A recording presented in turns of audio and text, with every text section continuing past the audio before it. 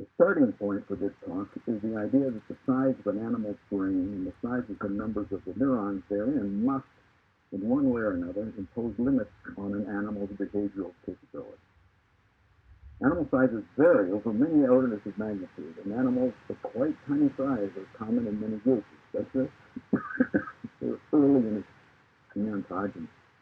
Tiny animals always have tiny brains, but they often have to face many of the same behavioral challenges as their larger relatives. There are, however, very few data to address the question of whether the behavioral capabilities of these tiny animals are comparable to those of their larger relatives. This talk describes a study of these questions in orb-weaving spiders, whose webs constitute extraordinarily detailed and precise records of multiple aspects of their behavior, and whose sizes vary over more than 5 orders of magnitude. A preliminary impression is that tiny spiders can indeed produce very precise behavior. This is a photo of the web of a spider. You can see the size of with the sewing pin as a reference, and that little dot just to the right of the head of the pin is the spider that built that web. Tiny spiders can indeed produce relatively precise, at least, spacing of the sticky spiral. This is a preliminary impression. A detailed study showed that the impression was indeed correct, that in comparing the precision, or what we call the mean value of imprecision in the sticky spiral spacing, was similar in large and small spiders, with none of the inferiority that one might have expected in the small sizes. But the question remains whether this is or is not a good test of the behavioral capabilities of a small individual, because sticky spiral construction in the end consists of repeats of the same behavior over and over and over again as it attaches to each radius. Perhaps in a more demanding task, little tiny spiders would be inferior.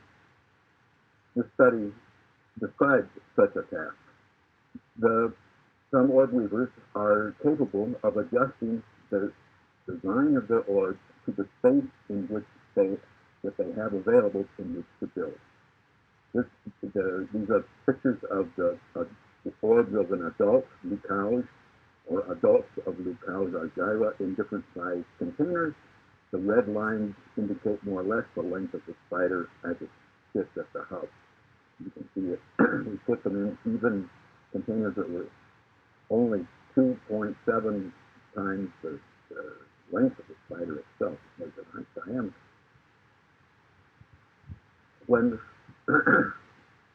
we looked at different aspects of the web, we could see that many different design properties of the web change in different size containers. And the graphs show some of these adjustments versus the x-axis, in all cases, the total area of the web. Capture area, free zone area, sticky spiral loops, symmetry of the web, distance to the outer loops of the ends of the radius, etc., etc. Now, can spiderlings small spiderlings make the same multiple adjustments to constrained spaces as the adults? And can they do that with the same precision? Short answer is yes. I'll just show you. These are webs of first early instar nymphs in different size containers. Most of these, the ones on the left are the same size containers, showing you different kinds of webs that they found, and the two on the right are somewhat larger containers, and you can see the design of the web has changed quite dramatically. And in comparing these designs with those of adults, these changes, there's really striking similarities. In the first place, the spiderling adjustments, the spiderling data are in color, the adults are black and white.